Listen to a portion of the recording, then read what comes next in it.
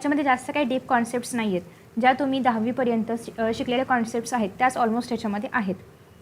So जास्त काही अवघड असा हा चॅप्टर नाही आहे. आपण पटकन सुरुवात करूया. हॅलो सगळ्यांना. हॅलो. सगळेजण आला असाल तर प्लीज लाईक करू शकता सेशनला, जेणेकरून मला कळेल की तुम्ही कितीजणं आलेला आहात.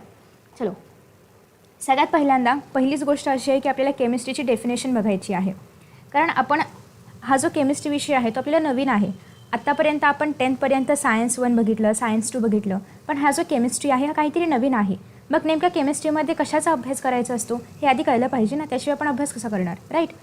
सो केमिस्ट्री म्हणजे काय? Chemistry is the study of matter, it's physical and chemical properties and the physical and chemical changes it undergoes under different conditions. Okay.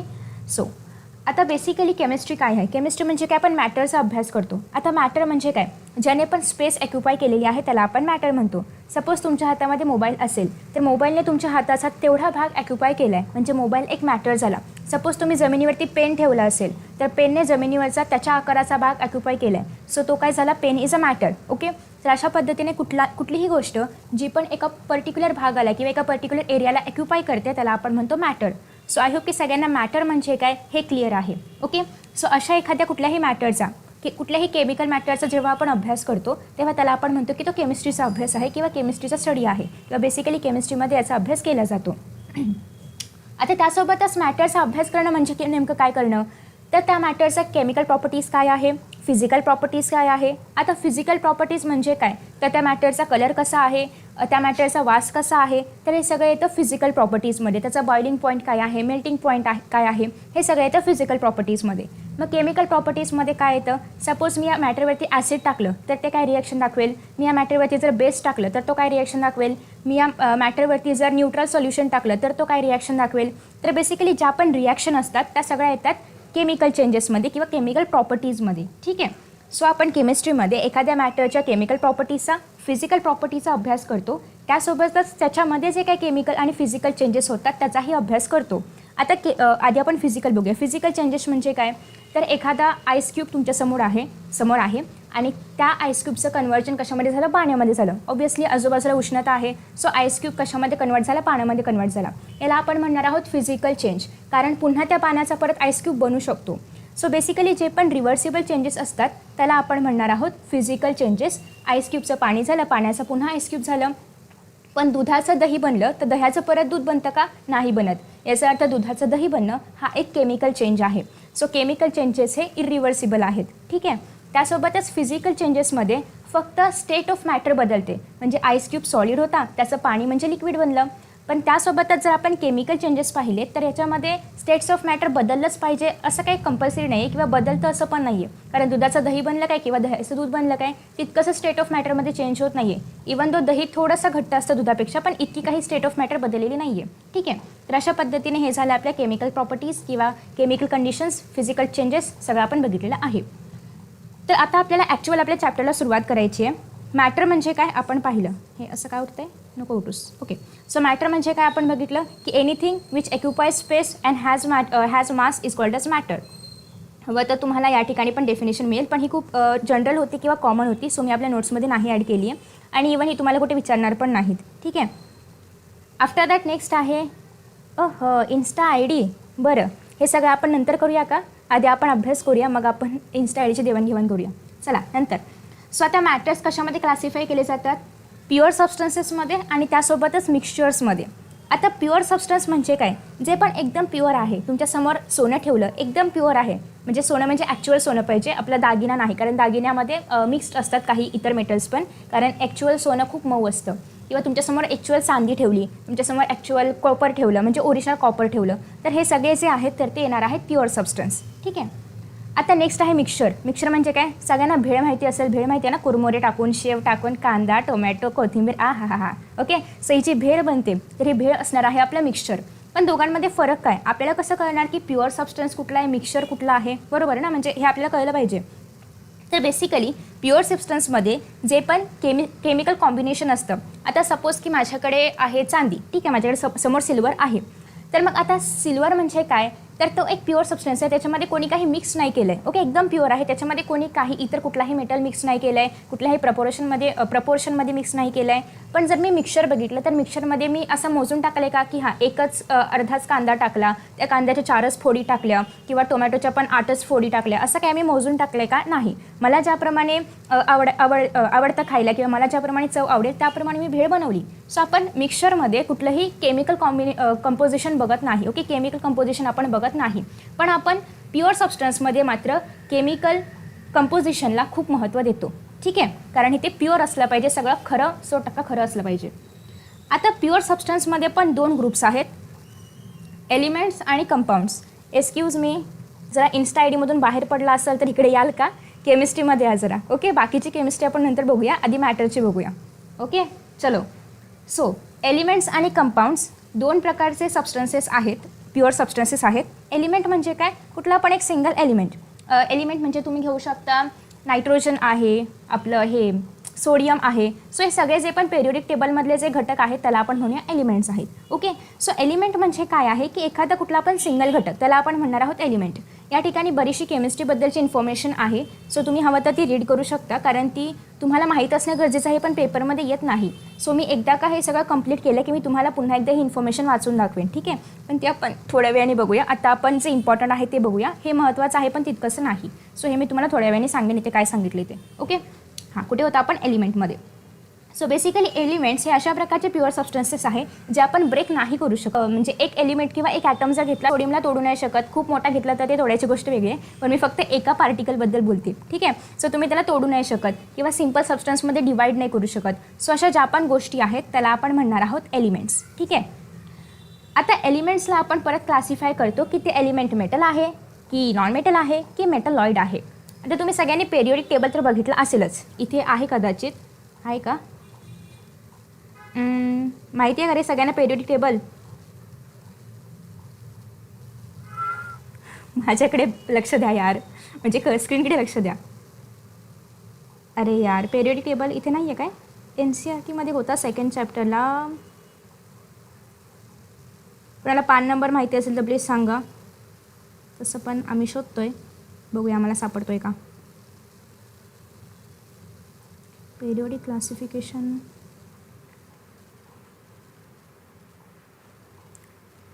पान नंबर सांगा, पान नंबर. हां, मिळाला. अरे वा, ओके. सो बेसिकली तुम्ही जर पेरियोडिक टेबल पाहिलात, आता हे पण सगळ्यांना माहिती असेल पण तरी पण एकदा ऐका. तर याच्यामध्ये हे जे सगळे आहेत इथपर्यंत, हे जे सगळे एलिमेंट्स आहेत हे सगळे मेटल्स आहेत. या झिगझॅग लाईनवरचे जे सगळे एलिमेंट्स आहेत हे सगळे मेटलॉइड्स आहेत आणि इथे जे सगळे उरलेले आहेत ते सगळे नॉन मेटल्स आहेत. ठीक आहे, तर अशा पद्धतीने मेटल्स, नॉन मेटल्स आणि मेटलॉइड्स हे 3 प्रकार आहेत एलिमेंट्सचे. सो तुम्हाला जर एलिमेंट्स म्हणजे काय लक्षात ठेवायचं असेल, आता मी ब्लॉक पण करू शकते हां, त्याच्यामुळे प्लीज जरा सिरियसली लक्ष द्या. ठीक आहे, कारण माझ्याकडे ब्लॉक करण्याची ऑथॉरिटी आहे, सो ते लक्षात असू द्या. ओके, चलो. तर आता या ठिकाणी जर आपण बघितलं तर एलिमेंट्समध्ये 3 प्रकार आहेत. मग तुम्हाला जर एखाद्या वेळेस आलंच की एक्झाम्पल ह्या मेटल्सचे किंवा नॉन मेटल्सचे किंवा मेटलॉइड्सचे, तर मग तुम्ही पेरियोडिक टेबल आठवून किंवा एखादे 2-3 एलिमेंट्स वगैरे लक्षात ठेवून लिहू शकता. पण तुमच्या माहितीसाठी सांगते की या ठिकाणी झिगझॅग लाईनच्या लेफ्ट हँड साईडला जेवढे पण सगळे एलिमेंट्स आहेत ते सगळे मेटल आहेत आणि झिगझॅग लाईनवरती जसं की बोरॉन, सिलिकॉन, जर्मॅनियम, आर्सेनिक, तर हे सगळे जे पण एलिमेंट्स आहेत हे सगळे मेटलॉइड्स आहेत. आणि जे या ठिकाणी ब्ल्यू कलरमध्ये आणि त्यासोबतच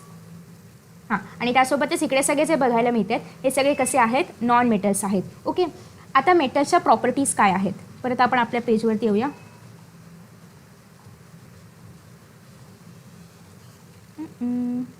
हां, सो मेटल्सच्या प्रॉपर्टीज काय आहेत. मेटल्सला लश्कर असतं. लश्कर म्हणजे काय, चकाकी. ओके, चकाकी आहे. आफ्टर दॅट नेक्स्ट आहे कंडक्ट, हीट आणि इलेक्ट्रिसिटी. जे पण मेटल्स आहेत त्यांच्यामध्ये ना खुले इलेक्ट्रॉन्स असतात. ओके, त्याच्यामुळे ते इलेक्ट्रिसिटी कंडक्ट करू शकतात, ते हीट पण कंडक्ट करू शकतात.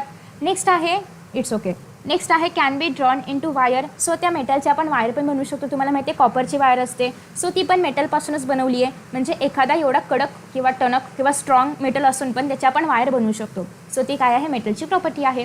हे सगळं तुम्हाला झालं आहे ना 9-10ला, तरी पण एकदा रिवाईज करा. आलंच एक्झामला बाय चान्स तर येऊ शकतं, म्हणून जस्ट एक रिव्हिजन करूया आपण. त्यासोबतच मेटल्सच्या आपण शीट्स बनवू शकतो. ॲल्युमिनियमच्या शीट्स वगैरे असतात. ठीक आहे, म्हणजे एक पातळ लेअर बनवू शकतो मेटलला मारून हॅमर करून. ओके, सो याच्यामध्ये एक्झाम्पल आहे कॉपर आहे, सिल्वर आहे, कॉपर आहे, आयरन आहे, वॉटेवर जे पण सगळे आहेत ते सगळे मेटल्स इथे आहेत.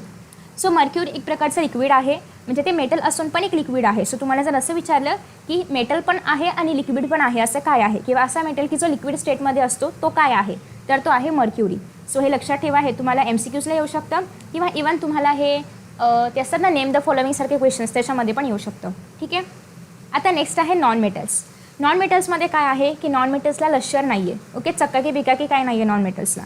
ठीक आहे. जसं की तुम्ही म्हणाल की पण डायमंड तर कार्बनपासून बनला आहे, त्याला कशी चकाकी आहे, तर डायमंड हे एक्सेप्शन आहे. ठीक आहे. नेक्स्ट आहे आयोडीन, पण एक्सेप्शन आहे. आयोडीन पण त्याचे जे क्रिस्टल्स असतात ते थोडेसे चकाकी असतात आयोडीनचे पण, त्याच्यामुळे ते पण एक्सेप्शन आहे. पण ऑल ओव्हर जर आपण सगळे नॉन मेटल्स पाहिले तर ते त्या कोणालाही चकाकी नाही आहे. ओके. नेक्स्ट आहे नॉन मेटल्समध्ये फ्री इलेक्ट्रॉन्स नाही आहेत, त्याच्यामुळे नॉन मेटल्स हे पुअर कंडक्टर्स आहेत इलेक्ट्रिसिटीचे आणि हीटचे. पण तुम्ही जर बघितलं तर आपल्याकडे जी पेन्सिल असते, पेन्सिलमध्ये जी लीड असते ना साधी पेन्सिल, तर ती बनलेली असते ग्रेफाईटची. ती जर तुम्ही वापरली तर ती इलेक्ट्रिसिटी कंडक्ट करते. म्हणजे याचा अर्थ इथे पण एक एक्सेप्शन आहे, ते म्हणजे ग्रेफाईटचा, कारण ग्रेफाईट इलेक्ट्रिसिटी कंडक्ट करू शकतं. ओके. नेक्स्ट आहे cannot be hammered into sheets or drawn into wire. कधी तुम्ही नॉन मेटलची वायर बघितली आहे का, म्हणजे कुठेतरी अशी नॉन मेटलची वायर असते असं काय बघितलं आहे का, तर नाही. जे पण नॉन मेटल्स आहेत त्यांची आपण वायर नाही बनवू शकत, कारण ते थोडेफार ठिसूळ असतात किंवा तितकेसे हार्ड स्ट्रॉंग सॉफ्ट नसतात की ज्याच्या आधारे आपण त्यांची वायर बनवू शकू. दुसरी गोष्ट, यांची आपण शीट म्हणजे असं एक लेअर पण नाही बनवू शकत, थोडीशी पातळशी शीट पण नाही बनवू शकत, कारण हे तितके हॅमरिंगसाठी सुटेबल नाही आहेत. ओके. एक्झाम्पल्समध्ये आहे नायट्रोजन, कार्बन, आयोडीन एक्सेट्रा. आता आहे मेटलॉइड्स. मेटलॉइड्स कुठले कुठले आहेत ते आपण ऑलरेडी बघितले, germanium, silicon, arsenic etcetera. So some elements have properties intermediate between metals आणि नॉन मेटल्स. म्हणजे असे काही एलिमेंट्स आहेत की ज्यांच्यामध्ये मेटल्सच्या पण प्रॉपर्टीज आहेत आणि नॉन मेटल्सच्या पण प्रॉपर्टीज आहेत, त्यांना आपण म्हणणार आहोत मेटलॉइड्स. ठीक आहे. म्हणजे काही प्रॉपर्टीज आणि नॉन मेटल्सच्या घेतलेल्या आहेत, काही प्रॉपर्टीज आणि मेटल्सच्या घेतलेल्या आहेत, आणि त्यांना आपण म्हणतो मेटलॉइड्स, किंवा यांना अजून एक क्यूटचा शब्द आहे दॅट इज सेमी मेटल्स. तर अशा पद्धतीने आपण प्युअर सबस्टन्सेसमध्ये जे मेटल्स एलिमेंट्स हा भाग आहे त्यातले सगळे सबग्रुप्स क्लिअर करून झालेले आहेत. त्याच्यामध्ये काही डाऊट असेल यू कॅन आस्क.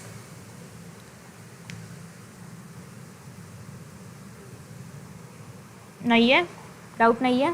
चलो नेक्स्ट आहे कंपाऊंड्स. आता प्युअर सबस्टन्समध्ये एलिमेंट्स तर आहेच, पण एलिमेंट्ससोबत अजून आहेत कंपाऊंड्स. आता कंपाऊंड म्हणजे काय, तर आपलं जे पाणी आहे सगळ्यांना माहिती आहे का, H2O पाणी आहे, माहिती आहे ना, सगळ्यांना माहिती असेल. सो H2O हे काय आहे, पाणी. सो H2O एक प्रकारचं काय आहे, कंपाऊंड. म्हणजेच काय की कंपाऊंडमध्ये आपण एकापेक्षा अनेक एलिमेंट्स एकत्र घेतो. एलिमेंट्स तर आपण पाहिले, आता हायड्रोजन एक एलिमेंट आहे, ऑक्सिजन एक एलिमेंट आहे, पण जेव्हा आपण एकापेक्षा अधिक एलिमेंट्स एकत्र घेतो ते पण एका डिफायनाइट प्रपोर्शनमध्ये, तेव्हाच त्याला आपण म्हणणार आहोत कंपाऊंड. असं आहे का की तुमच्याकडे पाणी H2O आहे, माझ्याकडे पाणी H2O2 आहे, अजून कोणाकडे स्नेहाकडे पाणी H3O आहे, सुयशकडे पाणी HO4 आहे, असं काय आहे का, तर नाही. सगळ्यांकडे पाणी जे आहे ते सेम आहे ना, म्हणजे H2O हेच पाणी सगळ्यांकडे आहे. याचा अर्थ जे कंपाऊंड असतात त्यांच्यामध्ये जे पण एलिमेंट्स आहेत ते एका पर्टिक्युलर डिफायनाइट प्रपोर्शनमध्ये प्रेझेंट आहेत. ठीक आहे. सो आय होप तुम्हाला कंपाऊंड म्हणजे काय हे कळलं असावं. कंपाऊंड म्हणजे काय, एलिमेंट्सच बनलेलं आहे, पण एलिमेंट्स एका डिफायनाइट प्रपोर्शनमध्ये असतात. आता मग तुम्ही म्हणाल मग कंपाऊंड आणि मिक्सचरमध्ये काय आहे, काय फरक आहे, कारण मिक्सचर पण तर म्हणजे मिक्सचर पण एक कॉम्बिनेशनच आहे, कंपाऊंड्स पण एक कॉम्बिनेशन आहे. पण मिक्सचर आणि कंपाऊंडमध्ये फरक असा आहे की मी एक शब्द वापरला होता डिफायनाइट प्रपोर्शन. ओके. सो कंपाऊंड्समध्ये जे एलिमेंट्स आहेत तर ते डिफायनाइट प्रपोर्शनमध्ये आहे, आणि मिक्सचरमध्ये जे एलिमेंट्स किंवा जे पार्टिकल्स आहेत तर ते डिफायनाइट प्रपोर्शनमध्ये नाहीत. ते कसे पण टाकलेत, फॉर एक्झाम्पल भेळ. आता याच्यामध्ये पण दोन प्रकार आहेत, एक तर होमोजेनस मिक्सचर आहे, एक तर हेटेरोजेनस मिक्सचर आहे. आता हे नेमकं काय आहे ते आपण बघूया की काही सॉल्युशन्स हे होमोजिनस असतात. कधी पण होमो शब्द आला, होमो याचा अर्थ एक, ओके, एक किंवा युनिफॉर्म, म्हणजे एकच, युनिफॉर्म अशा अर्थी आपण होमो हा शब्द वापरतो. ठीक आहे. So because the molecules of constituent solute and solvent are uniformly mix throughout its bulk. म्हणजेच काय, सपोज आपण दूध घेतलं आणि दुधामध्ये थोडंसं पाणी टाकलं आणि आपण हलवलं तर आपल्याला कळणारच नाही की याच्यामध्ये पाणी आहे की नाही, जर आपण थोडंसं टाकलं तर. याचा अर्थ ते एक युनिफॉर्म मिक्सचर बनतं किंवा एक होमोजिनस मिक्सचर बनू शकतं. ठीक आहे. पण हेच जर आपण माती घेतली आणि त्याच्यामध्ये आपण पाणी टाकलं आणि आपण हलवलं तर आपण इझिली आयडेंटिफाय करू शकतो की ही माती आहे आणि एवढं पाणी आहे असं आपण इझिली सांगू शकतो. मग ते होमोजिनस झालं का, तर नाही, ते काय झालं, हेटेरोजिनस झालं. ठीक आहे. तर अशा पद्धतीने होमोजिनस आणि हेटेरोजिनस डिफरंट आहे. होमोजिनस म्हणजे काय, एक युनिफॉर्म मिक्सचर बनतं की त्याच्यामध्ये आपण डिफरन्शिएटच नाही करू शकत की दोन वेगळे किंवा दोनपेक्षा अधिक वेगवेगळे घटक आहेत. पण आपण हेटेरोजिनसमध्ये डिफरन्शिएट करू शकतो की या ठिकाणी दोनपेक्षा वेगळे घटक आहेत, कारण हेटेरो म्हणजे काय डिफरंट, हेटेरोचा अर्थ होतो डिफरंट आणि होमोचा अर्थ होतो सेम युनिफॉर्म एकत्र. ठीक आहे. फॉर एक्झाम्पल यांनी हेटेरोसाठी दिलं आहे सस्पेन्शन. कशाचं सस्पेन्शन? इनसॉल्युबल लिक्विड आहे कुठलं पण त्याचं आपण सस्पेन्शन घेतलं आहे. फॉर एक्झाम्पल तुम्ही सँड आणि वॉटर घेतलं तर ते होणार आहे सस्पेन्शन. साखर आणि पाणी सुरुवातीला हेटेरोजिनस असणार आहे, नंतर ते होमोजिनस होऊ शकतं. ठीक आहे. आफ्टर दॅट नेक्स्ट आहे स्टेट्स ऑफ मॅटर. सो हे सगळ्या प्रॉपर्टीज आपण कवर केलेत मेटलच्या, नॉन मेटलच्या, मेटलॉइडच्या. आता आपण येऊया स्टेट्स ऑफ मॅटरकडे. तुम्ही हे पण लहानपणापासून बघताय की स्टेट्स ऑफ मॅटर किती आहेत? 3 आहेत. अजून एक चौथी पण असते प्लाझ्मा, पण ती आपण याच्यामध्ये नाही ॲड करत. ठीक आहे. असते पण आपल्याला सध्या शिकायला ती नाही आहे. सो आता तुम्ही जर पाहिलं तर 3 स्टेट्स ऑफ मॅटर आहेत. सॉलिड आहे, लिक्विड आहे, गॅशियस आहे. आता हे तर तुम्हाला माहितीच असेल की सॉलिडमध्ये सपोज की हे माझ्याकडे एखादं सॉलिड पार्टिकल्सचा एक बंच आहे, तर या ठिकाणी पार्टिकल्स एकदम एक दुसऱ्याला चिटकून उभे असतात. ठीक आहे. म्हणजे एकदम क्लोजली, एकदम टाईटली पॅक्ड असतात. यांच्यामध्ये अजिबात जागा नसते किंवा हे आपण असं प्रेस पण नाही करू शकत.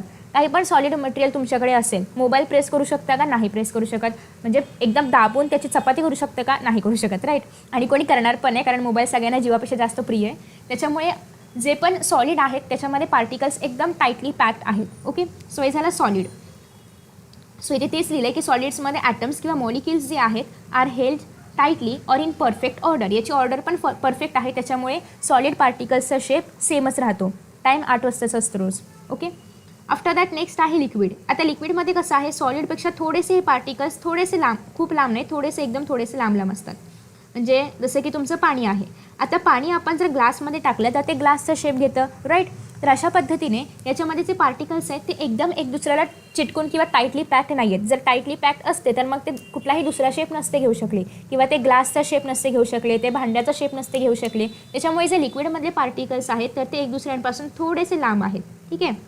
पण तरी पण त्याला आपण असं म्हणतो की थोडंसं व्हॉल्यूम आहे, थोडंसं मास आहे आणि ते कोणाचा पण आकार घेऊ शकतं. सो त्याला आपण म्हणतो की क्लोज टू इच अदर. आणि सॉलिडला आपण असं म्हणतोय की हेल्ड टाईट. सो हा डिफरन्स आहे दोन्ही शब्दांमधला. हे जर आपण गॅशियसमध्ये बघितलं तर पार्टिकल्स खूप जास्त लांब असतात, कारण गॅशियसला ना शेप आहे ना ते कुठल्या पदार्थाचा शेप घेतं. ओके. त्याच्यामुळे सॉलिड, लिक्विड आणि गॅशियस या तिघांमध्ये हा फरक आहे. आणि याच्यामध्ये असं म्हटलं की particles are away from each other. Okay. आणि ह्याला ऑब्वियसली स्वतःचा असा डिफाईन्ड शेप नाही आहे. सो हे सांगितलं आहे स्टेट्स ऑफ मॅटरमध्ये, पूर्ण याच्यामध्ये हे सांगितलं आहे.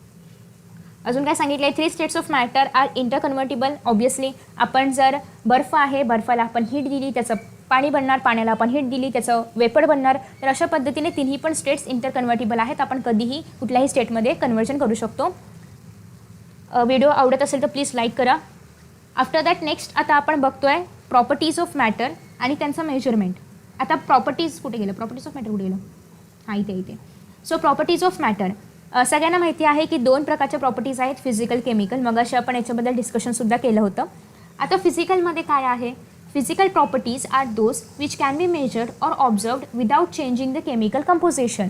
म्हणजेच काय तर फिजिकल प्रॉपर्टीज या अशा प्रॉपर्टीज आहेत की जिथे आपल्याला फिजिकल चेंजेस बघायला कुठलंही केमिकल कंपोजिशन बदलावं लागत नाही. अगेन मी तेच एक्झाम्पल घेईल. बर्फाचं पाणी बनलं, बर्फाचं पाणी बनण्यामध्ये कुठल्याही प्रकारचं कंपोजिशन बदललं नाही. बर्फामध्ये पण फॉर्म्युला H2Oच होता, पाण्याचा पण फॉर्म्युला H2Oच आहे, कुठेही फॉर्म्युला नाही बदलला. ओके. सो त्याच्यामुळे फिजिकल चेंजेस जेव्हा होतात तर तेव्हा कुठल्याही प्रकारचं केमिकल कंपोजिशन बदलत नाही. जसं की फॉर एक्झाम्पल फिजिकल प्रॉपर्टीजमध्ये मग काय काय येतात? त्या सबस्टन्सचा कलर कसा आहे, त्याचा वास म्हणजे ऑर्डर कसा आहे, त्याचा मेल्टिंग पॉईंट काय आहे, पाण्याचं 0 आहे तर त्याचं काय झालं ते physical property. Again boiling point 100 आहे, 100 डिग्री सेल्सिअस, तर ते पण काय झालं पाण्याचं फिजिकल प्रॉपर्टी. डेन्सिटी आहे, तर या सगळ्या गोष्टी येतात फिजिकल प्रॉपर्टीजवरती. तुम्हाला फिजिकल आणि केमिकल प्रॉपर्टीजचं डिफरन्शिएट करा असं येऊ शकतं, डिफरन्स बिटवीन लिहा असं येऊ शकतं. त्याच्यामुळे प्लीज हे लक्षात ठेवा. नेक्स्ट आहे केमिकल प्रॉपर्टीज. आता केमिकल प्रॉपर्टीजचं तुम्हाला इथे दिलं आहे, हवं तर हे रीड करा. सेमच घेतलं मी पुस्तकामधलंच आहे, असं आहे, काही फरक नाही आहे. So chemical properties are the properties where substances undergo a chemical change and thereby exhibit change in the chemical composition. So basically chemical प्रॉपर्टीजमध्ये काय होतात की सबस्टन्स केमिकल चेंजमध्ये जातात. अगेन एक्झाम्पल घेऊया दुधाचं दही बनणं, कारण ते कॉमन एक्झाम्पल आहे आणि सगळ्यांनी बघितलं, सगळ्यांना माहिती आहे. सो जेव्हा दुधाचं दही बनतं तेव्हा तुम्हाला सगळ्यांना माहिती आहे की लॅक्टोबॅसिलायमुळे बनतं. लॅक्टोबॅसिलाय दुधाचं दही करायला हेल्प करतं. सो बेसिकली याच्यामध्ये केमिकल कंपोजिशनसुद्धा बदलते. दह्यामध्ये प्रोटीनचं अमाऊंट थोडीशी जास्त असते, कारण प्रोटीन ब्रेकडाऊन केलेलं असतं सगळ्या दुधामध्ये, तेव्हा कुठे दही बनतं. सो त्याच्यामुळे प्रोटीनच्या अमाऊंटमध्ये फरक पडतो, बाकीच्या न्यूट्रियंट्सच्या अमाऊंटमध्ये पण फरक पडतो. काही कमी होतात, काही जास्त होतात. म्हणजे याचा अर्थ इथे केमिकल कंपोजिशन कम्प्लिटली बदलते. ओके, सो त्याच्यामुळे केमिकल प्रॉपर्टीजमध्ये किंवा केमिकल चेंजेसमध्ये केमिकल कंपोजिशन हे बदलतं. मग इथे काय काय बघितलं जातं की जो सपोज की आपण कोळसा घेतला आहे आणि तो बर्न झाला, ओके, तो जळाला, तर त्याच्यामुळे हवेमध्ये कार्बन डायऑक्साईड स्प्रेड होणार आहे. ठीक आहे, म्हणजे कोळसा जळल्यानंतर हवेमध्ये कार्बन डायऑक्साईड स्प्रेड झाला, परत तो कार्बन डायऑक्साईड घेऊन आपण कोळसा बनवू शकतो का? नाही बनवू शकत. सो याच्यामुळे हे काय झालं, केमिकल चेंज झालं आणि हे एक प्रकारची केमिकल प्रॉपर्टी आहे. आफ्टर दॅट नेक्स्ट आहे ओके, सो आपल्याकडे एक मॅग्नेशियम ऑक्साईडची स्ट्रीप आहे किंवा एक वायर आहे असं आपण म्हणूया, वायर किंवा स्ट्रीप आहे, आणि ती आपण ऑक्सिजनच्या प्रेझेन्समध्ये जाळली तर त्याच्यापासून मॅग्नेशियम ऑक्साईडची पावडर बनते आणि पुन्हा ते वापरून आपण मॅग्नेशियम ऑक्साईड नाही बनवू शकत. सो या ठिकाणी स्टेट पण बदललं, कंपोजिशन पण बदललं, अगेन ऑक्सिजनच्या प्रेझेन्समध्ये जळलं गेलं, त्याच्यामुळे कंपोजिशन पण बदललं. तर अशा पद्धतीने हे झालं केमिकल प्रॉपर्टीज आणि फिजिकल प्रॉपर्टीज. ओके, आता या ज्या प्रॉपर्टीज आहे यांचं मेजरमेंट कसं करायचं, त्यासाठी आपण लेंथ, मास या सगळ्या गोष्टींचा उपयोग करतो. त्या काय काय गोष्टी आहेत हे आता आपण बघणार आहोत. त्याच्या आधी मेजरमेंट क्या होता है उसको देखते हैं. Many properties of matter are quantitative in nature. Quantitative म्हणजे काय, क्वांटिटी असते. माझ्याकडे सपोज 2 रुपये असतील तर 2 रुपये ही क्वांटिटी आहे. 3 ॲपल्स असतील तर 3 ॲपल, 3 काय आहे, क्वांटिटी आहे, मी त्याला मेजर केलं. ज्यांना व्हिडिओ ब्लर दिसतोय प्लीज 480 करा, क्लिअर होईल. चलो, आफ्टर दॅट नेक्स्ट आहे when you measure something you are comparing it with some standard. आपण 3 ॲपल जेव्हा म्हणतोय तेव्हा आपण 3 आणि ॲपलला कम्पेअर केलं तेव्हा मला कळलं की 3 ॲपल्स आहेत, right. So the standard quantity is reproducible and unchanging. After that next आता स्टँडर्ड क्वांटिटी कुठली आहे हे पण आपल्याला बघायचं आहे. Many properties of matter such as mass, length, area, pressure, volume, time etcetera are quantitative in nature. आपण एखादी गोष्ट असेल 2 किलो ॲपल म्हणतो, सो ते आपण मास काउंट केलं त्याचं. नेक्स्ट आहे लेंथ असेल तर 1 मीटर रिबिन आहे, आपण रिबिनला मीटरमध्ये काउंट केलं. एरिया असेल तर आपण म्हणतो की 10 सेंटीमीटर स्क्वेअर एरिया आहे किंवा 1 मीटर स्क्वेअर एरिया आहे, असं आपण एरियाला मोजून घेतो. नेक्स्ट आहे प्रेशर असेल तर आपण हवेचं प्रेशर मोजतो ATMमध्ये. ATM म्हणजे ATM युनिट आहे, ATMमध्ये मोजत नाही. नेक्स्ट आहे व्हॉल्यूम असेल तर आपण मीटर क्यूबमध्ये व्हॉल्यूम मोजतो. टाईम असेल तर आपण सेकंड्समध्ये टाईम मोजतो. अशा पद्धतीने बऱ्याचशा प्रॉपर्टीज ह्या आपण वेगवेगळ्या एककामध्ये मोजत असतो. सो आता हे जे मी मीटर क्यूब म्हटलं, सेंटीमीटर क्यूब म्हटलं किंवा अजून काय म्हटलं मी, हां, असं जे काही मी युनिट्स म्हटलं तर हे काय आहे, युनिट्स आहे. याच्यामध्ये आपण कुठली पण गोष्ट मोजतो. ठीक आहे, so any quantitative measurement is expressed by a number followed by unit. So जेव्हा मी 3 kg म्हणते आहे तेव्हा 3 हा नंबर आहे आणि kg हे एखादं युनिट आहे की ज्याच्यामध्ये मी हे 3 काहीतरी मोजते. ओके, काहीतरी म्हणजे मास मी कशामध्ये तरी मोजते, कशामध्ये मोजते, kg मोजते. सो kg हे काय झालं, युनिट झालं. मग युनिट म्हणजे काय, the arbitrarily decided and universally accepted standards are called as units. म्हणजे असं काहीतरी डिसाईड केलेलं आहे की हे किलोमध्येच मोजायचं आहे. आपण कुठे जरी जगामध्ये गेलो तरी मास किलोमध्येच मोजलं जाणार आहे. आपण जगात कुठे पण गेलो तरी लेंथ ही मीटरमध्येच मोजली जाणार आहे. आपण कुठे पण गेलो तरी एरिया हे मीटर स्क्वेअरमध्ये किंवा सेंटीमीटर स्क्वेअरमध्येच मोजलं जाणार आहे. म्हणजे युनिव्हर्सली हे एक्सेप्टेड आहे किंवा युनिव्हर्सली हे डिसाइडेड आहे की हे असंच मोजायचं. ठीक आहे, सो हे सगळ्यांनी मिळून एक्सेप्ट केले की हे अशाच पद्धतीने मोजायचं आणि हे जे काही मोजणं आहे किंवा जे एकक आहे त्याला आपण म्हणतो युनिट. आता आपण असा प्रश्न नाही करू शकत की आपण जे आपण हे म्हणतोय लेंथमध्ये ते मीटरमध्येच का मोजायचं, आपण दुसरं काही नाव का नाही देणार, तर नाही देऊ शकत. ते ठरलेलं आहे, ते युनिव्हर्सली एक्सेप्टेड आहे, सगळ्या लोकांनी मिळून ठरवलेलं गेलेलं आहे ऑलरेडी आधीपासून सायंटिस्ट लोकांनी. सो आपल्याला ते त्याचप्रमाणे मोजावं लागतं. ओके, सो आता बेसिकली हे जे आपण युनिट म्हणतोय तर हे खूप प्रकारचे आहेत. काही देशांमध्ये हे वापरले जायचे, काही देशांमध्ये हे वापरलं जायचं, काही देशांमध्ये हे वापरलं जायचं. आता हे आधी काय काय आहे ते आपण बघूया, मग तुम्हाला मी सगळीकडे काय ॲक्सेप्टेबल आहे ते सांगते. सगळ्यात पहिल्यांदा आहे CGS. C म्हणजे काय असतं, सेंटीमीटर. G म्हणजे काय आहे, ग्राम. आणि S म्हणजे काय आहे, सेकंड. याचा अर्थ तुम्हाला कळते की हे लेंथचं, हे मासचं आणि हे टाईमचं युनिट आहे. ओके, सो तुम्हाला जर टाईम, मास किंवा लेंथ काही पण जर CGSमध्ये मोजायचं असेल, जर CGS सिस्टीम तुम्ही रेफर करणार असाल तर तुम्हाला टाईम नेहमी सेकंडमध्ये, मास नेहमी ग्राममध्ये आणि लेंथ नेहमी सेंटीमीटरमध्ये मोजावी लागेल. सपोज की XYZ देशाने CGS मेथड ॲक्सेप्ट केली. आता दुसरा एक ABC देश आहे, तो म्हणतोय की आम्ही FPS मेथड ॲक्सेप्ट करणार. आता FPS मेथड काय आहे हे बघा. FPS मधला F काय आहे, F म्हणजे फूट. तुम्हाला फूट पट्टी माहिती आहे का, म्हणजे आपण 1 फुटाची पट्टी आहे म्हणतो, 2 फूट म्हणतो, आपण हाईट पण 5 फूट मोजतो. तर अशा पद्धतीने जी हाईट आहे ती पण आपण हाईट पण लेंथच झाली ना, म्हणजे मी किती मोठी आहे किंवा माझी किती हाईट आहे हे मी फुटामध्ये मोजली, राईट. सो माझी ती लेंथच झाली. तर त्याच पद्धतीने हा जो ABC देश आहे तो म्हटला की आम्हाला लेंथ फूटमध्ये मोजायची आहे. तर ठीक आहे, तुम्ही फूटमध्ये मोजा. आम्हाला जे मास आहे ते पाऊंडमध्ये मोजायचे. तुम्ही ऐकलं असेल कधी कधी केक्स जे असतात आपले बड्डेचे केक ते कधी कधी पाऊंडमध्ये विकले जातात, म्हणजे ग्राम किलोग्राममध्ये न विकता कधी कधी पाऊंडमध्ये विकतात. सो त्यांना मास पाऊंडमध्ये मोजायचं होतं, ठीक आहे तुम्ही पाऊंडमध्ये मोजा. पण त्यांना टाईम मात्र सेकंडमध्ये मोजायचं होतं, ठीक आहे तुम्ही सेकंडमध्ये मोजा. ठीक आहे. सो हे 2 देश म्हटले की आम्हाला वेगवेगळ्या मेथड्स पाहिजेत. तिसरा देश म्हटला की आम्हाला MKS मेथड पाहिजे. आता MKSमध्ये लेंथ मीटरमध्ये मोजली जायची. ठीक आहे, आता आपण हाईट पण मीटरमध्ये मोजू शकतो. 160 मीटर हाईट आहे असं जर आपण म्हटलं, नाही 160 मीटर खूप जास्त होते, 1.5 मीटर हाईट आहे असं जर आपण म्हटलं, तर आपण हाईट म्हणजे लेंथच मोजतोय. ठीक आहे. नेक्स्ट आहे K म्हणजे किलोग्राम. सो ते बोलले की आम्हाला मास किलोग्राममध्ये मोजायचं आहे, मोजा, बिंदास मोजा. आम्हाला टाईम सेकंडमध्ये मोजायचं आहे, मोजा. पण याच्यामुळे प्रॉब्लेम असा होते की प्रत्येक देशामध्ये वेगवेगळ्या पद्धती वापरल्या जात आहेत. हे म्हणतात आम्ही 1 पाऊंड केक खाणार, म्हणजे एक्झाम्पल येते. हे म्हणतात की आम्ही 1 पाऊंड खूपच कमी होते. हे म्हणतात की आम्ही 100 पाऊंड केक खाणार. हे म्हणतात की आम्ही एवढा किलो केक खाणार. अरे एक ठरवा ना. सो हे जे एक ठरवा असतं त्याच्यामुळे एक सिस्टीम आली आणि ती सिस्टीम आहे SI सिस्टीम, सब इन्स्पेक्टर नाही. SI म्हणजे सिस्टम इंटरनॅशनल किंवा इंटरनॅशनल सिस्टम. ओके. मग हे जे एक ठरवा आहे किंवा एक काहीतरी डिसाईड करा आहे, एवढं कन्फ्युजन कशाला करायचं आहे, एक काहीतरी ठरवा. मग ते जे एक ठरवलं ते आहे SI. ओके. त्याला आपण म्हणतो इंटरनॅशनल सिस्टम. ही पूर्ण जगामध्ये व्हॅलिड आहे. पूर्ण जगामध्ये तुम्ही या युनिट्सला वापरू शकता कुठेही कन्फ्युजन न करता. ठीक आहे. सो आता ही जी SI सिस्टीम आहे हिचे जे काही युनिट्स आहेत ते आपल्याला बघायचे आहेत. ओके. सो सगळ्यात पहिल्यांदा आहे लेंथ. तुम्ही कुठे पण जगामध्ये गेलात तरी लेंथ ही तुम्हाला मीटरमध्ये मोजलीत तर ती परफेक्ट असणार आहे किंवा ती ॲक्सेप्टेड असणार आहे. ठीक आहे. दुसरी गोष्ट अशी आहे, तुम्हाला मास मोजायचा आहे तर तुम्ही मास किलोग्राममध्ये मोजलात तर ते पूर्ण जगामध्ये आता ॲक्सेप्टेबल आहे. तुम्हाला पाऊंडमध्ये मोजायची गरज नाही किंवा तुम्ही मोजूही शकणार नाही किंवा ते ॲक्सेप्टेबल पण नाही. ठीक आहे. त्याच्यामुळे बेस्ट आहे की तुम्हाला एकच मेथड वापरायची आहे की तुम्ही मास किलोग्राममध्ये मोजणार, टाईम सेकंडमध्ये मोजणार. इलेक्ट्रिक करंट, एका पर्टिक्युलर वायरमधून किती करंट पासआउट होतोय हे तुम्ही सांगणार एम्पियरमधून. 1 अँपियर आहे, 2 अँपियर आहे, 3 अँपियर आहे, 4 अँपियर आहे, किती जेवढा करंट पास होते तो तुम्ही सांगणार अँपियरमध्ये. नेक्स्ट आहे थर्मोडायनॅमिक टेम्परेचर किंवा साधं टेम्परेचर. पण याचं एक एक्सेप्टेड युनिट आहे ते म्हणजे केल्विन. ओके. आता आपण म्हणतो की आपल्या बॉडीचं टेम्परेचर साधारणतः 37 to 38 डिग्री सेल्सिअस आहे असं आपण म्हणतो, पण हे झालं सेल्सिअसमध्ये. पण जे वेल ॲक्सेप्टेड युनिट आहे ते आहे केल्विन. सेल्सिअस म्हणा किंवा फेरेनहाईट म्हणा हे वेल ॲक्सेप्टेड नाही आहेत, इवन दो आपण ते वापरतो. पण SI युनिटद्वारे जे एक्सेप्टेड युनिट आहे तर ते आहे केल्विन. त्याच्यामुळे तुम्हाला आतापासून पुढे जे पण न्यूमॅरिकल्स येतील शक्यतो तुम्हाला सेल्सिअसमध्ये येऊ दे किंवा फेरेनहाईटमध्ये येऊ दे प्रत्येक वेळा त्याला केल्विनमध्ये कन्वर्ट करायचे आहे. कारण जेव्हा तुम्ही केल्विनमध्ये कन्वर्ट कराल ना तेव्हाच ते आन्सर शक्यता आहे की बरोबर येईल. ठीक आहे. याच्यामुळे प्लीज लक्षात ठेवा की इथून पुढे जेव्हा तुम्ही न्यूमॅरिकल सॉल्व कराल, नीटचे सॉल्व करा, JEEचे सॉल्व करा, CETचे सॉल्व करा, कुठले पण करा, बोर्डचे सॉल्व करा, पण शक्यतो आन्सर केल्विनमध्ये काढा. ओके.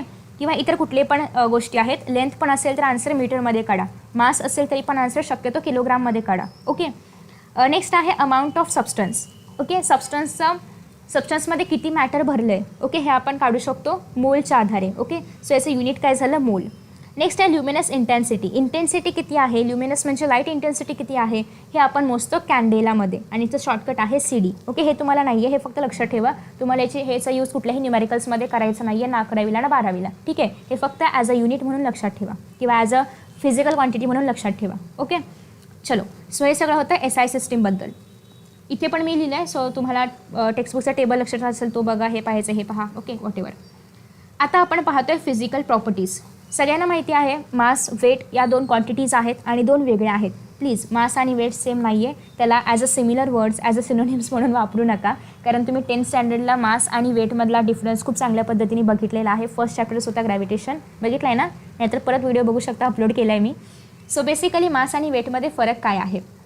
मास म्हणजे काय की एखाद्या बॉडीमध्ये किती मॅटर प्रेझेंट आहे त्याला आपण म्हणतो मास. ओके. एखाद्या बॉडीमध्ये किती मॅटर प्रेझेंट आहे, किती पार्टिकल्स प्रेझेंट आहे त्याला आपण म्हणणार आहोत मास.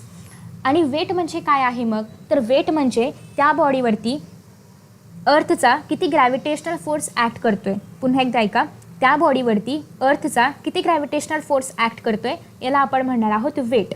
ओके. पुन्हा एकदा, सपोज की माझ्याकडे एक काय आता माझ्याजवळ इथे आसपास 4-5 पुस्तकं आहेत. त्या 4-5 पुस्तकांचं सपोज वेट होतं 2 kg. ठीक आहे. सो मी हे सांगितलं की वेट 2 kg आहे, याचा अर्थ त्या पुस्तकांवरती अर्थ जे फोर्स ॲक्ट करते ग्रॅव्हिटेशनल फोर्स ते मिळून होणार आहे 2 kg. आता सपोज की मी आत्ता इंडियामध्ये आहे आणि मी इथून गेले ध्रुवावरती किंवा पोल साईडला, नॉर्थ पोल किंवा साऊथ पोलला गेले, तर ऑब्व्हियसली या ठिकाणी ग्रॅव्हिटेशनल फोर्स बदलणार आहे. याचा अर्थ कुठल्याही दोन ठिकाणी ग्रॅव्हिटेशनल फोर्स सेम नसतो. त्याच्यामुळे अर्थातच पॉसिबिलिटी आहे की त्या पुस्तकांचं वेट मी दुसऱ्या ठिकाणी गेलं तर बदलतं. म्हणून हे वेट कसं आहे, व्हेरिएबल आहे, हे सेम राहत नाही. पूर्ण अर्थवरती घ्या, मूनवरती घ्या, मार्सवरती घ्या, मी ज्याप्रमाणे प्लेस बदलेल त्याप्रमाणे त्या पुस्तकांचं वेट बदलणार आहे. पण मास मात्र तेवढंच राहणार, कारण मास म्हणजे काय, त्या स्वतः ऑब्जेक्टमध्ये किती काय मॅटर प्रेझेंट आहे ते त्याचं मास आहे. सो मास सेमच राहतं. म्हणून जर तुम्ही इथे बघितलं तर आपण इथे कुठेही वेट नाही घेतलं, आपण इथे मास घेतलं आहे. ठीक आहे. त्याच्यामुळे जेव्हा पण आपण कधी ॲज अ फिजिकल क्वांटिटी म्हणून काउंट करणार आहोत तेव्हा आपण दरवेळी मासला कन्सिडर करणार आहोत, ना की वेटला, कारण वेट व्हेरी करणार आहे ॲज पर दी GF म्हणजे ग्रॅव्हिटेशनल फोर्स. कुठले पण विचार मनामध्ये आणू नका. ओके, चलो नेक्स्ट आहे. आता अजून कुठले कुठले फिजिकल प्रॉपर्टीज आहेत. ओके, सो यांनी त्याच्यामुळे सांगितले की therefore mass of a body is more fundamental quantity than weight. Okay, त्याच्यामुळे आपण मास वापरतो. त्यासोबतच तुम्हाला जर मास घ्यायचं असेल तर मास म्हणजे काय, 1 किलोग्राम म्हणजेच 1000 ग्राम म्हणजेच 10⁻³ ग्राम. हे तर सगळ्यांना माहिती असेल. ठीक आहे, 1 किलो इज इक्वल किंवा 1 किलोग्राम इज इक्वल टू 1000 ग्राम, हे पाठ असेल. नेक्स्ट आहे लेंथ आपण नेहमी मीटरमध्ये काउंट करतो. लेंथचे अजून पण भरपूर युनिट्स आहेत, जसे की 1 मीटर म्हणजे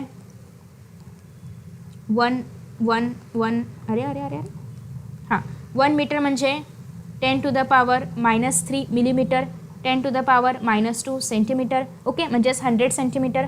तर अशा पद्धतीने आपण मीटरला वेगवेगळ्या फॉर्ममध्ये लिहू शकतो.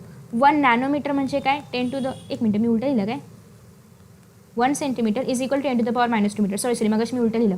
1 centimetre is equal to 10⁻² metre. 1 millimetre is equal to 10⁻³ metre. Okay, असं लिहितो आपण. सॉरी. ओके, नेक्स्ट आहे 1 नॅनोमीटर म्हणजे काय, 10⁻⁹ मीटर. 1 पिकोमीटर म्हणजे काय, 10⁻12 मीटर. अशा पद्धतीने आपण मीटरला किंवा एका मीटरला वेगवेगळ्या इतर सब युनिट्समध्ये पण कन्वर्ट करू शकतो. ठीक आहे.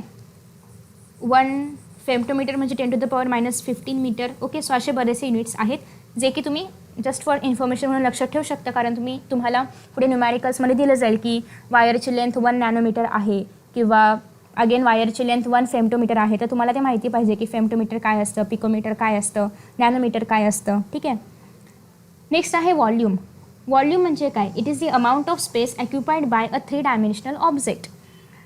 आता हा आहे 3 डायमेन्शनल ऑब्जेक्ट. सपोज की माझ्याकडे एक स्पियर आहे. ठीक आहे, एक फुटबॉल आहे. तर त्याने किती अमाऊंट ऑफ स्पेस ऑक्युपाय केला आहे पृथ्वीवरचा किंवा सरफेसवरचा, त्याला आपण म्हणणार आहोत त्याचं व्हॉल्यूम. किंवा या फुटबॉलला मी एखाद्या चांगल्या बॉक्समध्ये भरलं तर त्या फुटबॉलने त्या बॉक्समधला केवढा स्पेस ऑक्युपाय केला आहे त्याला मी म्हणणार आहे त्या स्पियरचं किंवा त्या फुटबॉलचं व्हॉल्यूम. ठीक आहे. आता हे जे व्हॉल्यूम आहे ते आपण मीटर क्यूबमध्ये किंवा सेंटीमीटर क्यूबमध्ये मोजतो. आणि हेच जर आपण तुम्हाला बरेचसे असे प्रश्न असतात बघा की एखादी टाकी आहे, रेक्टँग्युलर टाकी आहे, त्याच्यामध्ये आपण पाणी भरलं तर काहीतरी इक्वेशन दिलं असलं आणि शेवटी असं विचारतात की सांगा त्या पाण्याचं व्हॉल्यूम किती. याचा अर्थ ते आपण पाणी लिटरमध्ये मोजतो आणि 1 लिटर म्हणजेच काय असतं, 1 डिमीटर क्यूब. म्हणजे याचा अर्थ 1 लिटर पण व्हॉल्यूम आहे, 1 डिमीटर क्यूब पण व्हॉल्यूम आहे आणि दोघांचा अर्थ एकच होतो. राईट. सो 1 लिटर म्हणजेच काय, 1 डिमीटर क्यूब. 1 डिमीटर क्यूब म्हणजेच काय, 1000 ml. 1000 ml म्हणजेच काय, 1000 सेंटीमीटर क्यूब. सो तुम्हाला यापैकी कुठलंही युनिट कसंही फिरवून दिलं तरी पण तुम्हाला हे कळलं पाहिजे की अरे हे तर सगळं सेमच आहे, आम्हाला फक्त येड बनवलं आहे पण आम्ही बनणार नाही आहोत. ओके. तर अशा पद्धतीने 1 लिटर म्हणजे पण 1000 ml, 1000 ml म्हणजे पण 1000 सेंटीमीटर क्यूब. सो हे सगळं सेमच आहे. आणि जर आपण पर्टिक्युलरली SI युनिटमध्ये व्हॉल्यूम कसं एक्सप्रेस करतात असं म्हटलं तर SI युनिटमध्ये मीटर क्यूबने एक्सप्रेस करतात. ठीक आहे. SI युनिटमध्ये आपण हे सगळे बाकीचे नाही वापरत. पर्टिक्युलरली SI युनिटमध्ये आपण फक्त मीटर क्यूब हे एकच युनिट वापरतो व्हॉल्यूमसाठी. तर तुम्हाला इथे पण त्यांनी अजून सांगितलं एक्सप्लेनेशन देऊन की हा पूर्ण आपल्याकडे एक क्यूब आहे, या क्यूबमधला एक क्यूब त्यांनी घेऊन सांगितलेलं आहे की हे पूर्ण एवढं जे आहे ते किती सेंटीमीटरचं आहे. हे सगळं तुम्हाला हवं तर तुम्ही वाचू शकता, पण एवढी काही गरज नाही आहे. तुम्हाला आत्तापर्यंत कळलं असेल की व्हॉल्यूम काय आहे. ठीक आहे. So, different kinds of glassware are used to measure the volume of liquids and solutions. For example, graduated cylinder आहे, ब्युरेट आहे, पिपेट आहे, एक्सेट्रा. सो बेसिकली तुम्हाला हे सगळे जे इक्विपमेंट्स आहेत ते तुमच्या लॅबोरेटरीमध्ये बघायला मिळतीलच केमिस्ट्री लॅबमध्ये. इथे फक्त जस्ट टोन ओळख करून घ्या. लॅबोरेटरीमध्ये तुम्हाला ह्याच्याबद्दल एक्सपेरिमेंट्स पण करायला मिळतील. ओके, त्यासोबत सो ग्रॅज्युएटेड सिलेंडर तुम्हाला बघायला मिळतो आहे. याच्या आधारे आपण सोल्युशन मेजर करून घेतो की मला किती ml पाहिजे, कुठलं पण लिक्विड सोल्युशन किंवा कुठलं पण लिक्विड केमिकल मला किती ml पाहिजे हे आपण याच्याद्वारे मोजतो. त्यात छान अशी चोच पण आहे जेणेकरून आपण सोल्युशन ओतू पण शकतो ज्याच्यामध्ये पाहिजे त्याच्यामध्ये. ठीक आहे. नेक्स्ट आहे पिपेट. पिपेटमध्ये काय असतं की इथे शक्यतो तोंडाने ओढतात हे, पण हायजीनच्या ह्याने आपण तोंडाने ओढायला शक्यतो परमिशन असते आपल्याला. सो बेसिकली इथून ओढलं जातं आणि इथून एका भांड्यातून घेतलं जातं. इथपर्यंत जेव्हा तुम्ही सोल्युशन ओढणार आहात तर तेव्हा 25 ml सोल्युशन याच्यामध्ये बसतं. ठीक आहे. सो कधी कधी असं असतात ना की 5 ml पाहिजे. आता इथे तुम्ही 25 कुठे शोधणार. सो असं जेव्हा असेल की परफेक्ट 25 ml पाहिजे, हे 10 mlचे पण येतं, परफेक्ट 10 ml पाहिजे, तेव्हा तुम्हाला पिपेट वापरावं लागतं. नेक्स्ट आहे ब्युरेट, हे 50 ml आहे, अगेन सेम. नेक्स्ट आहे व्हॉल्युमॅट्रिक फ्लास्क, याच्यामध्ये पण हे 250 ml आहे. जेव्हा तुम्हाला सांगितलं की सोल्युशन 250 ml करायचं आहे किंवा 250 ml काहीतरी घेऊन करायचं आहे, तेव्हा तुम्ही व्हॉल्युमॅट्रिक फ्लास्क वापरता. तर हे असे काही काही इन्स्ट्रुमेंट्स आहेत जे तुम्हाला केमिस्ट्री लॅबमध्ये खूप चांगल्या पद्धतीने वापरायला पण मिळतील. सो तुम्ही तिथे याच्याबद्दल इन्फॉर्मेशन बघू शकता. ओके. आफ्टर दॅट नेक्स्ट आहे डेन्सिटी. डेन्सिटी बोले तो मास बाय वॉल्यूम. म्हणजेच काय की density of a substance is its mass per unit volume. It is determined in the laboratory by measuring both the mass and volume. So तुम्हाला एखाद्या suppose की तुम्हाला पाण्याची डेन्सिटी फाइंड आउट करायची आहे, तर तुम्ही काय करणार की त्या पर्टिक्युलर भांड्यामध्ये पाण्याचं मास किती आहे, त्या पाण्याचं वॉल्यूम किती आहे, ते जेव्हा तुम्ही डिवाइड कराल तेव्हा तुम्हाला मिळणार आहे डेन्सिटी. ओके. कशाचा पण मास तुम्ही घेतलात त्याला डिवाइडेड बाय वॉल्यूम केलं की तुम्हाला मिळणार आहे डेन्सिटी. डेन्सिटी इज वॉट घनता. ओके. तुम्हाला जर घनता कम्पेअर करायची असेल तर तुम्ही तेलाची आणि पाण्याची घनता घेऊ शकता. तुम्ही एक ग्लासभर पाणी घेतलं, त्याच्यावरती थेंबभर तेल टाकलं, तर तुम्हाला कळेल की तेल पाण्यावरती तरंगते. याचा अर्थ काय की तेलाची घनता कमी आहे पाण्यापेक्षा. राईट.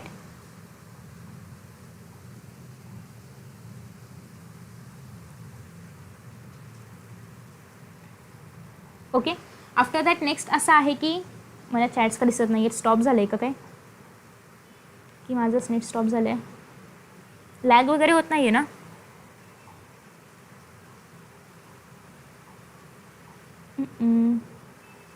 कोणी काय मेसेजेस नाही टाकले की मलाच दिसत नाही आहेत. थोडंफार मला जरा हे सांगा की लॅग होते का. नाही, माझ्याकडे तर लॅग नाही होते, मी बी चालू असावं, पण मला काही मेसेज नाही दिसत. एक मिनिट बंद करून चालू करते. ओके, ते होईल चालू. तोपर्यंत इथे बघा की डेन्सिटी काय आहे, मास बाय व्हॉल्यूम. ओके. आता याचं युनिट कसं फाइंड आउट करायचं. मास आपण कशामध्ये काउंट करतो, ॲज पर SI युनिट kgमध्ये, आणि व्हॉल्यूम आपण आत्ताच बघितलं मीटर क्यूबमध्ये. So kg per metre cube हे झालं डेन्सिटीचं unit. Okay. After that next आहे CGSमध्ये पाहिजे असेल तर kgच्या ऐवजी ग्राम घ्यायचं आणि व्हॉल्यूमच्या ऐवजी तुम्ही या ठिकाणी मिलीलिटर घेणार आहात. सो ग्राम पर मिलीलिटर हे होणार आहे CGSमध्ये. हे जर तुम्हाला SI युनिटमध्ये पाहिजे असेल तर किलोग्राम पर मीटर क्यूब. थोडं लॅग होतं आहे, पण ॲडजस्ट करण्या इतपत आहे कदाचित, आहे ना. हायर प्रिफिक्समध्ये योटा झेटा एक्झा, हो हे सगळं येतं. हायर प्रिफिक्सेसमध्ये हे सगळं येतं. हे सगळं NCERTमध्ये चार्ट आहे. तुम्हाला पाहिजे असेल तर मी टेलिग्रामवरती सेंड करेल, ते बघून घेऊ शकता. ठीक आहे. एवढं काही अवघड नाही आहे, फक्त तुम्हाला ते पाठ करायचं आहे. पण तुम्ही जर नीट JEE वगैरे देणार असाल तर त्यासाठी महाराष्ट्र बोर्डला काही गरजेचं नाही एवढं. ठीक आहे. चार्ट मी तुम्हाला टेलिग्रामवरती सेंड करेल, हवं असेल तर तुम्ही बघू शकता. चलो. सो टेम्परेचरमध्ये आहे डिग्री सेल्सिअस, डिग्री फेरनहाईट किंवा केल्विन. याच्यापैकी जे एक्सेप्टेबल आहे टेम्परेचर म्हणजे काय, डिग्री ऑफ हॉटनेस. आता काय लॅग होतं आहे, टेम्परेचरमध्ये आहे डिग्री सेल्सिअस, डिग्री फेरनहाईट किंवा केल्विन. मला तर दिसत नाही आहे. असो, थोडंफार होत असेल तर ॲडजस्ट करा, जास्त होत असेल तर मग मी बघेन. ठीक आहे. चलो. सो टेम्परेचर म्हणजे काय की एखादा ऑब्जेक्ट किती हॉट आहे, किती ऑब्जेक्ट म्हणजे काही पण घ्या, सोल्युशन घेऊया. ठीक आहे. एखादं सोल्युशन किती हॉट आहे, किती कोल्ड आहे, हे आपण ज्याच्याने सांगतो ते आहे टेम्परेचर. फॉर एक्झाम्पल फ्रीजमधलं थंडगार पाणी सगळ्यांनी उन्हाळ्यामध्ये पिलं असेल. ठीक आहे. ते थंड आहे ते कसं कळलं, टेम्परेचरने. ओके. ते गरम आहे कसं कळलं, हे पण टेम्परेचरने. हां, लोअरमध्ये डेसी सेंटीमिली वगैरे आहे.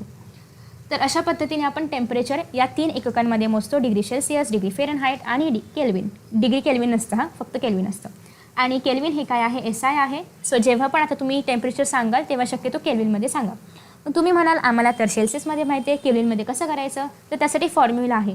तुमच्याकडे जेव्हा एखादं टेम्परेचर सेल्सिअसमध्ये असेल आणि जेव्हा तुम्हाला त्याला केल्विनमध्ये कन्वर्ट करायचं असेल तेव्हा तुमच्याकडे फॉर्म्युला आहे. आणि हा फॉर्म्युला वापरून तुम्ही जे टेम्परेचर आहे तर ते कन्वर्ट करू शकता इकडून तिकडे. आता आपल्या बॉडीचं टेम्परेचर असतं नॉर्मल टेम्परेचर 37 डिग्री सेल्सिअस. मला हे सेल्सिअसमध्ये माहिती आहे, पण सपोज एक्झाममध्ये केल्विनमध्ये विचारलं तर मग मी काय करणार. 37 मला माहिती आहे, याच्यामध्ये डोळे बंद करून, म्हणजे उघडे ठेवा पण कॅल्क्युलेशन करायचं आहे ना. सो डोळे बंद करून मी याच्यामध्ये 273.15 ॲड करणार आणि जे काय आन्सर येईल 7 आणि 3 10, 0 1 चला, 7 आणि 3 10 आणि 1 11 आणि 3. सो 310.15 हे असणार आहे माझं केल्विनमधलं temperature, body temperature. Right.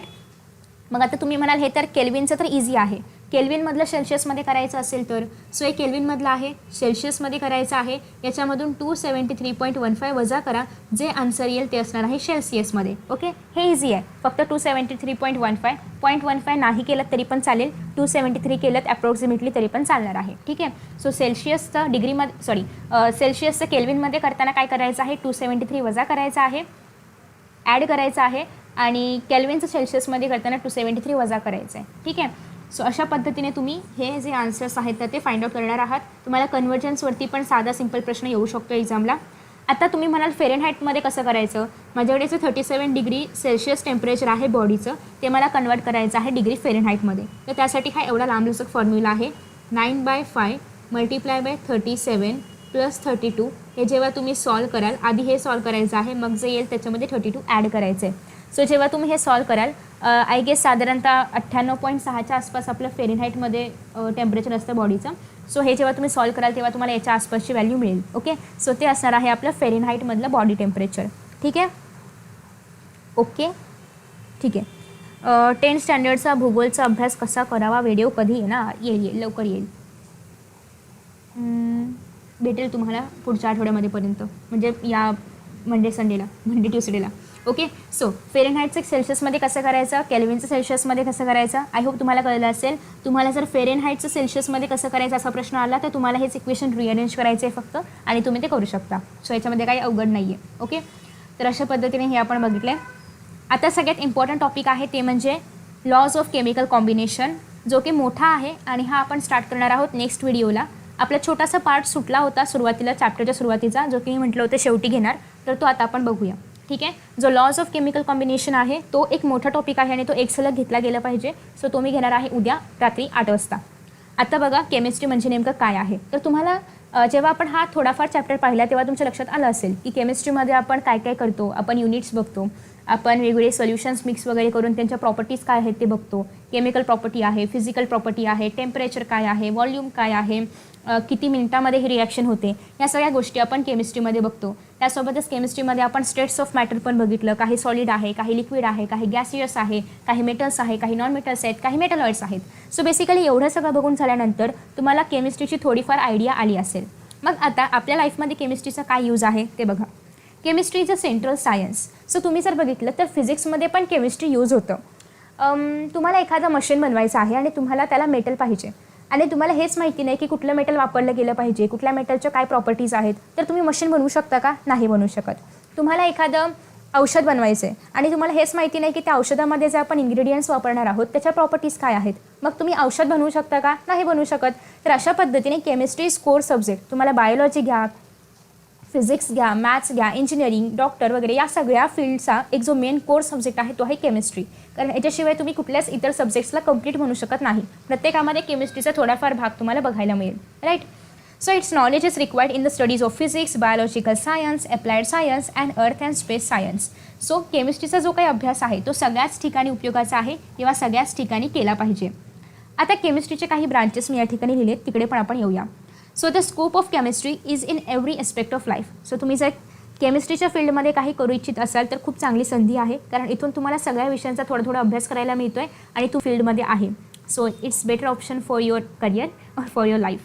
So next आहे for example the air we breathe, the food we eat, the fluids we drink, our clothing, transportation, fuel supplies etcetera. म्हणजे या सगळ्यासाठी कुठे ना कुठेतरी केमिस्ट्री आहे. आपण जे कपडे घालतो आहे त्याच्यामध्ये पण फॅब्रिकची क्वालिटी काय आहे, ते फॅब्रिक कोणासोबत रिॲक्शन करू शकतं, किती वाईट रिॲक्शन होऊ शकते, तर हे सगळं पण केमिस्ट्री आहे. आपण जे पाणी पितो किंवा आपण कुठलाही फ्लुइड पित असो, आपण जेव्हा सॉफ्ट ड्रिंक्स पितो त्याच्यामधून कार्बन डायऑक्साईड बाहेर पडल्यामुळे ते असं काहीतरी आवाज करून बाहेर येतं. सो ते पण एक प्रकारचं केमिस्ट्री आहे. तर अशा पद्धतीने ऑल ओव्हर केमिस्ट्री आहे. So our life is all about chemistry. Though it is an ancient science, due to development and advancement in science and technology, chemistry has developed as modern science. आणि आत्ताचे chemistry आहे ते जुन्या केमिस्ट्रीप्रमाणे फक्त केमिस्ट्रीपुरते संबंधित नाही आहे, तर या केमिस्ट्रीमध्ये आपल्याला इतर बऱ्याचशा विषयांचा अभ्यास पण करता येणार आहे. सो एक मॉडर्न सायन्समध्ये इन्क्लूड झाले आता. याच्यामध्ये टेक्नॉलॉजी पण आहे आणि इतर सगळ्याच गोष्टी आता आलेल्या आहेत. Technological development in sophisticated instruments expanded our knowledge of chemistry, which now has been used in applied science such as medicine, dentistry, engineering, agriculture, etc. So केमिस्ट्रीमधलं जे नॉलेज आहे ते आता सगळ्याच फील्डमध्ये वापरलं जातं आहे. तुम्ही डॉक्टर म्हणा, इंजिनियर म्हणा, शेती म्हणा, अगदी घरच्या वापरातलं पण दैनंदिन गोष्टी म्हणा, सगळ्या ठिकाणी केमिस्ट्री आहेच आहे. सो हा पूर्ण जगामध्ये प्रत्येक घरामध्ये प्रत्येक कोपऱ्यामध्ये वापरला जाणारा हा शब्द आहे. नेक्स्ट आहे nature of chemistry. So chemistry is traditionally classified further into 5 branches. Thank you Bhagwat. So chemistry 5 ब्रांचेसमध्ये क्लासिफाय केलं आहे. ऑर्गॅनिक केमिस्ट्री, ज्याच्यामध्ये मेजॉरिटी ऑफ दी टाइम्स आपण फक्त कार्बन, हायड्रोजन, ऑक्सिजन या काही मेन गोष्टींवरती लक्ष देतो. इनऑर्गॅनिक केमिस्ट्रीमध्ये आपण पेरियोडिक टेबलमध्ये जे पण सगळे एलिमेंट्स आहेत त्या सगळ्याचा अभ्यास आपण करतो. फिजिकल केमिस्ट्रीमध्ये आपण शक्यतो न्यूमॅरिकल्स करतो, म्हणजे एखाद्या गोष्टीचा टेम्परेचरवरती काय परिणाम होतो आहे, किंवा एखाद्या गोष्टीवरती टेम्परेचरचा काय परिणाम होतो आहे, व्हॉल्यूमचं कसं काय आहे, डेन्सिटीचा काय परिणाम होते वगैरे, हे सगळं जे पण टर्म्स आहेत फिजिक्सशी निगडीत ते आपण फिजिकल केमिस्ट्रीमध्ये बघतो. बायोकेमिकलमध्ये काय आहे की बायोलॉजी आणि केमिस्ट्रीचं मिक्सचर केलं आहे. जसं की मी मगाशी म्हटलं, एखादं औषध बनवणं हे खरं तर बायोलॉजीमध्ये थोडंफार आलं पाहिजे, परंतु ते औषध बनवत असताना त्याच्यामध्ये आपण जे काही इन्ग्रेडियंट्स वापरतो त्यांची कशी रिॲक्शन होऊ शकते हे केमिस्ट्रीमध्ये आहे. तर अशा पद्धतीने केमिस्ट्री आणि बायोलॉजी जिथे मिक्स होतं त्याला आपण म्हणतो बायोकेमिकल. बरेच जण बायोकेमिस्ट्रीमध्ये हे BSc वगैरे पण करतात, त्याला पण पुढे खूप चांगला स्कोप आहे. नेक्स्ट आहे ॲनालिटिकल. स्पेलिंगमध्ये काय गोळ घातलं आहे का मी? तरीच analytical. Okay, so analytical chemistry. Analytical केमिस्ट्रीमध्ये काय आहे हे तुम्हाला सेकंड चॅप्टरमध्ये बघायला मिळेल, कारण second chapter all over analytical केमिस्ट्रीवरतीच आधारित आहे. याच्यामध्ये आपण क्वांटिटेटिव्ह आणि क्वालिटेटिव्ह अभ्यास करतो वेगवेगळ्या सबस्टन्सचा. सो सस्पेन्स आहे थोडंसं, कारण तुम्हाला नेक्स्ट चॅप्टरमध्ये ह्याच्याबद्दलच अभ्यास करायचा आहे. त्याच्यानंतर पुढे आहे काय, पुढे हां, organic chemistry is the study of the properties and reactions of compound of carbon. कार्बनच्या कंपाऊंडचा अभ्यास करणं ऑर्गॅनिकमध्ये येतं. इनऑर्गॅनिकमध्ये ऑल ओव्हर एलिमेंट्स, ऑर्गॅनिक सोडून जे पण उरतं ते सगळं इनऑर्गॅनिकमध्ये आहे. फिजिकलमध्ये आपण प्रिन्सिपल्सचा वगैरे अभ्यास करतो, like physics. It deals with the study of properties of matter.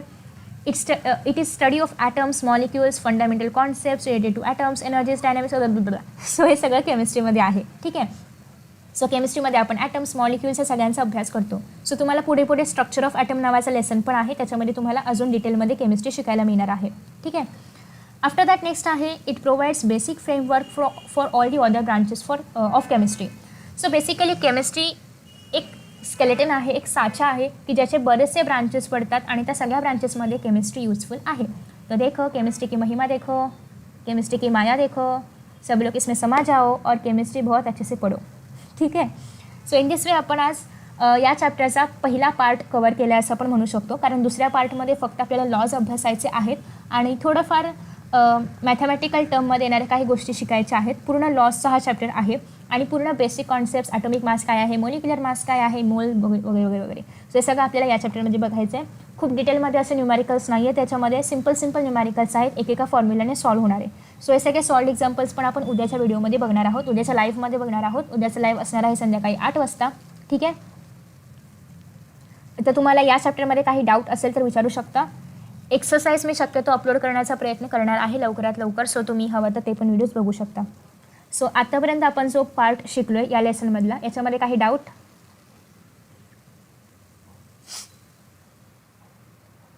Any doubt, no doubt. तो चलिए बंद किया जाए.